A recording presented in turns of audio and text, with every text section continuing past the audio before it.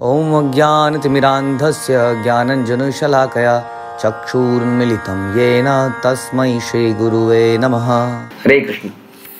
भगवद गीता अध्याय 14 प्रकृति के 3 गुणों के बारे में हम चर्चा कर रहे हैं और हम सुन रहे हैं श्लोक संख्या 22, 23, 24 और 25, जिसमें भगवान अर्जुन के प्रश्न का उत्तर देते हैं कि जो व्यक्ति तीनों गुणों से परे है उसके क्या लक्षण हैं, उसका आचरण कैसा है और तीनों गुणों को लांघता कैसे है। उसके आंसर में भगवान ने बताया कि जो आसक्ति, प्रकाश, मोह के उपस्थित होने पर या वस्तुओं के उपस्थित होने पर, सुविधाओं के उपस्थित होने पर ना तो उससे घृणा करता है क्योंकि भगवान की सेवा में लगा देता है, और ना ही लुप्त हो जाने पर उनकी इच्छा करता है।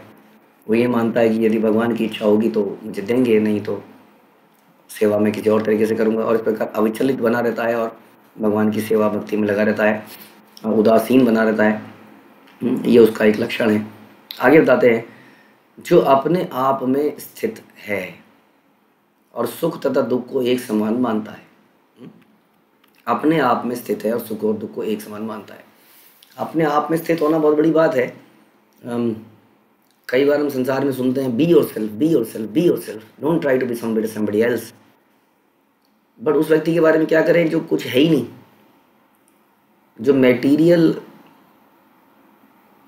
मेजरमेंट के हिसाब से कुछ अचीव नहीं कर पाया। वो अगर सोचेगा बी योरसेल्फ, बोलेगा यही तो मेरी समस्या है, be yourself, I am nothing, मैंने कुछ अचीव नहीं किया। इसलिए हर व्यक्ति कुछ अचीव करने के लिए भागता है। टू बी योरसेल्फ ही has to be somebody, that is the problem. लेकिन यदि व्यक्ति को ये समझ में आ जाता है कि वो कितना वैल्यूएबल है, जो आत्मा है वो ज़बरदस्त वैल्यूएबल वस्तु है।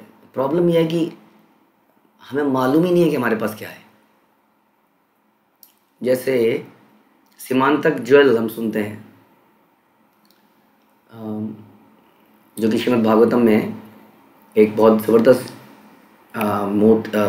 मणि था।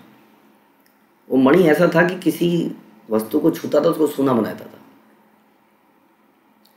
और उसकी कुछ कैपेसिटी थी सोना बनाने की, ज़बरदस्त। पता है, मुझे अभी ये याद नहीं आता है कि काफ़ी सोना वो जनरेट कर रहा था। तो अब वो समय आने पर वो सोना, वो मणि जो है चोरी हो गया। अल्टीमेटली जंगल में किसी ने किसी को मारा, वो मणि गिरा, वहाँ से उस शेर ने उठा लिया। शेर के साथ जामवान की लड़ाई हुई, जामवान ने अपनी गुफा में रख लिया। वही जामवान है जो रामायण के समय के थे, वही कथा आती है। वही जामवान हमें भागवतम में भी मिलते हैं। कृष्ण के यानी कि द्वापर युग में, त्रेता युग से लेकर द्वापर युग तक जामवान इतनी लंबी उम्र में रहे। तो जानवर का जो बच्चा था वो उस मणि से अपने गुफा में खेलता था। उसको मालूम नहीं था कि ये कितनी वैल्यूएबल वस्तु है। तो इस प्रकार से बहुत सारी ऐसी चीज़ें हम सुनते हैं, एग्जाम्पल सुनते हैं कि एक बार वो कौन होता है, वो जो माली होता है, माली, यस। तो माली को एक मणि मिल गया, तो हाँ हीरा, उसने देखा ये तो बहुत बढ़िया वस्तु है, मैं अपनी खुरपी को इससे तेज करूँगा, रोज़ घास काटूंगा। We don't know the value of things which we have. इसको मूर्ख भी कह सकते हैं और कृपण, कई बार हम कृपण भी बोलते हैं, यानी कि कंजूस व्यक्ति अपने रिसोर्सेज को कभी यूज़ नहीं करता है, बचाना चाहता है, और इस कारण से ना तो वो खुद भोग पाता है ना कोई और भोग पाता है, और कोई और ही चुरा के ले जाता है। अल्टीमेटली भोगना या भगवान की सेवा के लिए इस्तेमाल करना। तो सबसे पहले हमें ये जानना पड़ेगा कि हमारे पास क्या है। तो इसमें अपने आप में स्थिर होने को मैं समझाने की कोशिश कर रहा था कि अपने आप में स्थिर होना, हम बहुत ही वैल्यूएबल वस्तु हैं, हम भगवान के अंश हैं, और भगवान के जैसे ही हमारे गुण हैं। हम भी सच्चिदानंद हैं। इस संसार का अनपढ़ व्यक्ति भी सच्चिदानंद है, यदि वो इस बात को समझ जाए, यदि वो आत्मा के स्वरूप को समझ जाए। नैनम दहति पावका न चैनम क्लिंदियंतोपि न शोषयति मारुता वासांसी जीर्णानि यथा विहाय न, वगैरह वगैरह वगैरह। उस लोगों को समझ जाए कि ये है आत्मा। अजो नित्यो शाश्वतम पुराणो न हन्यते हन्यमाने शरीरे। ये अजर है, अमर है, सबसे पुरानी है, शरीर के समाप्त होने पर नहीं होती है। ये तो हो गया आत्मा के गुण और कुछ उसके एडजेक्टिव्स, और उसके साथ में वो उतनी दिव्य है जैसे भगवान है, मात्रा में कम है। यानी कि उसके अंदर पूरी नॉलेज है, वो इटर्नल काल तक जीती है, हमेशा आनंद में रहती है। हाँ, कितनी वैल्यूएबल है, उस पूरे शरीर को चलाने वाली है। ये शरीर ही इतना बहुमूल्य है। एक बार एक साइंटिस्ट ने इस शरीर के अवयवों को अलग अलग कैलकुलेट किया, सल्फर, जो भी शरीर के अंदर केमिकल्स हैं, ultimately they are chemicals only. Scientist जो कई बार बोलते हैं केमिकल का बंच ही तो है और क्या वी आर मशीन। तो उसने कैलकुलेट किया तो उसकी वैल्यू निकली मार्केट रेट से 116 रुपये, समथिंग लाइक दैट। काफ़ी समय पुरानी बात है, अब 150 रुपये हो गई होगी, 200 रुपये हो गई होगी। उसने चैलेंज किया कि do you really think that the body is just 200 rupees worth? ये बॉडी का एक एक अंग करोड़ों में बिक जाता है आज की डेट में भी। एक केमिकल ही होता तो आदमी कब का केमिकल को मिला के बना लेता। इस बॉडी की भी इतनी ज़बरदस्त वैल्यू है, इस बॉडी की। तो इस बॉडी को चलाने वाले की कितनी वैल्यू है? It's just a matter of, जैसे कि एक कंप्यूटर कितना महंगा है। कई बार हम चर्चा करते हैं जब नई क्लासेस में कि कंप्यूटर, एक लैपटॉप लेने जाते हैं तो कम से कम 30,000 का लैपटॉप तो आता ही है, नॉर्मल से नॉर्मल 3rd क्लास लैपटॉप भी। हाँ, और ऐसा बोलते हैं कि ब्रेन का एक एक सेल सुपर कंप्यूटर जैसा पावरफुल है। और ऐसे कितने मिलियंस ऑफ सेल्स ब्रेन में हैं जिसकी वजह से हम बोल रहे हैं, समझ रहे हैं, काम कर रहे हैं। कोई भी कंप्यूटर इतना मल्टी स्किल्ड कभी नहीं पाया गया। हम जैसे कभी कार चलाते हैं तो फ़ोन पे भी बात कर रहे होते हैं, कुछ सोच भी रहे होते हैं, रास्ता भी देख रहे होते हैं, रेड लाइट भी देख रहे होते हैं, गाने भी सुन रहे होते हैं, हाथ एसी पे भी चल रहा होता है। न जाने कितने सारे काम ये ब्रेन एक बारी में कर लेता है। और ये ब्रेन हर आदमी के पास है, उसके पास भी है जो अनपढ़ है। तो वी आर वेरी वैल्यूएबल। अगर हम अपने स्वभाव को समझ जाएं कि हम कौन हैं, भगवान के अंश हैं, इटर्नल हैं, लेकिन यहाँ फंस गए हैं किसी कारणवश।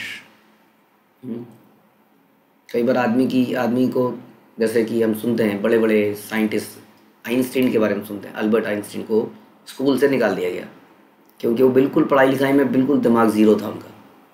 अल्बर्ट आइंस्टीन, उनके घर में चिट्ठी पहुंची और बाद में संसार ने उसको, आज तक उसको पूछते हैं।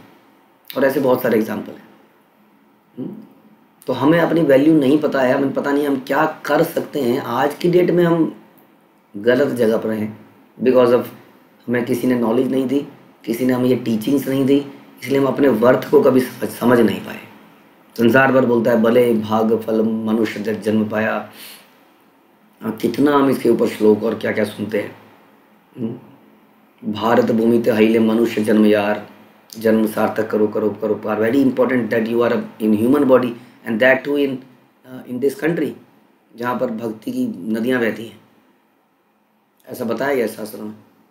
तो इसकी वैल्यू का ना पता होने की वजह से हम बाहर खुशी ढूंढते हैं, इधर उधर देखते हैं, विदेशों में जाते हैं, उनको नकल मारते हैं कि maybe they are more happier than we because they are more, वो बहुत बड़े हैं, ऊँचे चौड़े हैं, गोरे हैं, उनके पास गैजेट्स बढ़िया है हमसे।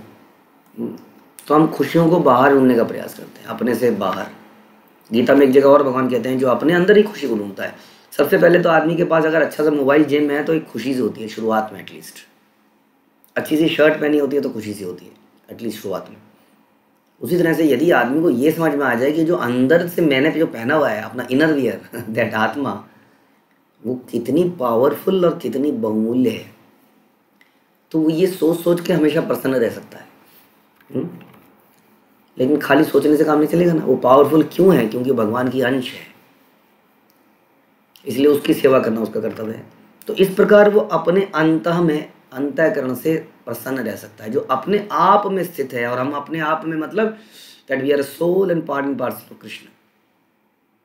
हम भगवान के अंश हैं, हम भगवान के जैसे इटर्नल सच्चिदानंद हैं, लेकिन उनके अंश हैं, उनकी सेवा करना हमारा कर्तव्य है। तो ये हो गया अपने आप में स्थित। वो व्यक्ति हमेशा सुखी रहता है क्योंकि वो बाहर नहीं ढूंढ रहा है ना। जैसे कि अगर आप बोलो कि मुझे कोई प्यार क्यों नहीं करता है, तो क्या आप उसको कंपेल कर सकते हो कि आपको प्यार करे? नहीं।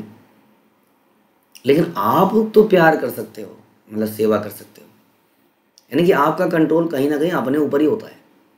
इसलिए जब हम खुशियों के लिए दूसरों पे डिपेंडेंट रहते हैं तो दूसरे हमें खुशी भी दे सकते हैं, हमें दुख भी दे सकते हैं। लेकिन यदि हम खुशी के लिए अपने आप पर स्थित हो जाएं, अपने रियल आचरण में आ जाएं, जो कि सेवा करना है, भगवान की सेवा करना है, तो हम कभी दुखी रह ही नहीं सकते। इसलिए बता रहे हैं कि जो अपने आप में स्थित है और सुख और दुख को एक समान मानता है, बाहरी सुख दुख के बारे में बात कर रहे हैं, उसको मालूम है ये नाटक है।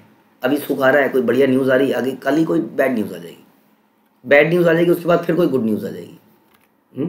इसलिए उसको मालूम है ये चलता रहेगा यहाँ पे। जो मिट्टी के ढेले, पत्थर, स्वर्ण के टुकड़े को एक समान देखता है, जानता है मिट्टी का ढेला, पत्थर, स्वर्ण क्या है, अल्टीमेटली ये पंच तत्वों से बनी तो चीज है। आप रियली में यदि सोचा जाए, क्या कोई सोने को खा के जिंदा रह सकता है? यदि संसार में आज की डेट में भूखमरी मर जाए, एक बात मान लेते हैं, अकाल पड़ गया पूरे संसार में, एक आदमी पे करोड़ों रुपए का सोना है, क्या करेगा उस सोने का? क्योंकि इस वक्त तो भूखमरी पड़ गई है, खाने के लाले पड़ गए हैं। आदमी का सोने का ढेर नहीं, इस वक्त तो अन्न का ढेर, क्योंकि अल्टीमेटली जीने के लिए हमें राशन चाहिए, मतलब अन्न चाहिए, सब्जियां चाहिए, पानी चाहिए, हवा चाहिए, बस। लेकिन हमने कई चीज़ों को बहुत वैल्यू दे दी है, बिकॉज हमारे शौक ऐसे हैं कि हमें सोना पहनना है शादियों में, इसमें उसकी डिमांड इतनी बढ़ती गई, but that is not the real need of the body. Even the body, soul की बात तो छोड़ दो, बॉडी की भी ज़रूरत नहीं है।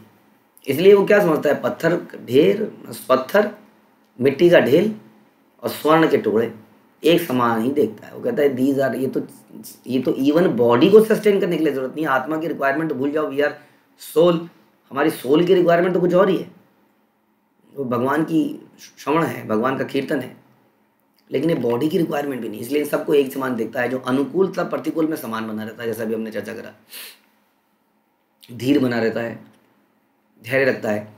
जैसे भगवान बोलते हैं मात्र स्पर्श दुखोंते या शीतोषणा सुख दुखदा अगम अपाइनो नित्यस्थाम तितिक्षस्व भारत।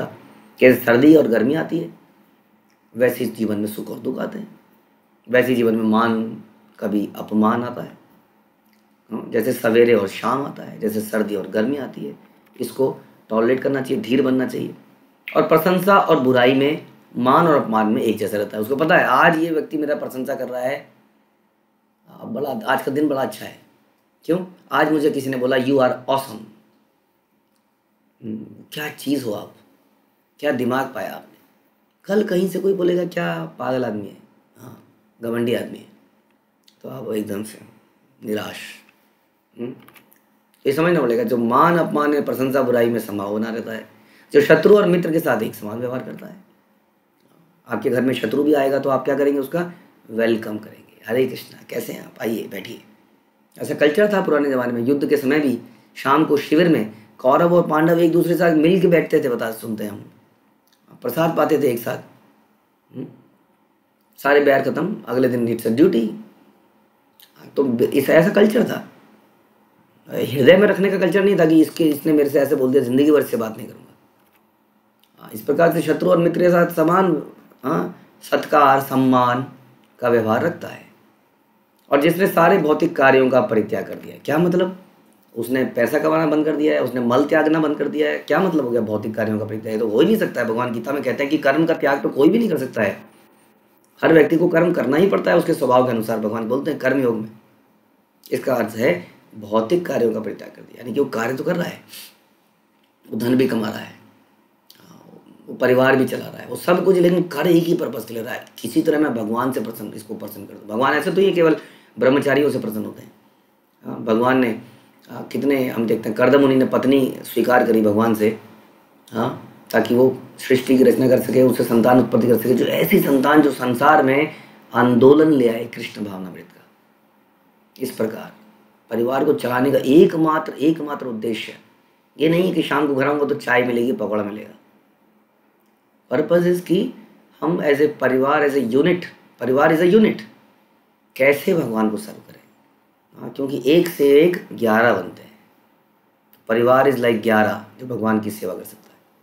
इस प्रकार से वो सारे भौतिक कार्यों को त्याग देता है, लेकिन सारे कार्यों को भगवान की प्रसन्नता के लिए करता है। ऐसा व्यक्ति को प्रकृति के गुणों से अतीत कहते हैं, is beyond the material nature, modes of nature. वो कर्म करते हुए भी नहीं करता, ऐसा भी गीता में भगवान बताते हैं, कर्म करते हुए भी नहीं करता है, क्योंकि उसके कर्म का कोई फल ही नहीं है, भौतिक फल ही नहीं है, वो अकर्म करता है। इस प्रकार अकर्म मतलब कोई, अकर्म का मतलब लोग समझते हैं अकर्म, कोई काम नहीं। अकर्म का मतलब ऐसा कर्म जिसका कोई फल नहीं, भौतिक फल नहीं। इस प्रकार सारे भौतिक कार्यों को त्याग देता है।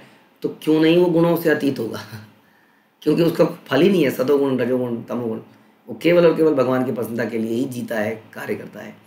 ऐसे व्यक्ति के ये लक्षण हैं जो इन 3 गुणों से परे है। ऐसे व्यक्ति की संग हमें करना चाहिए, ताकि हमारी चेतना ऐसी हो पाए।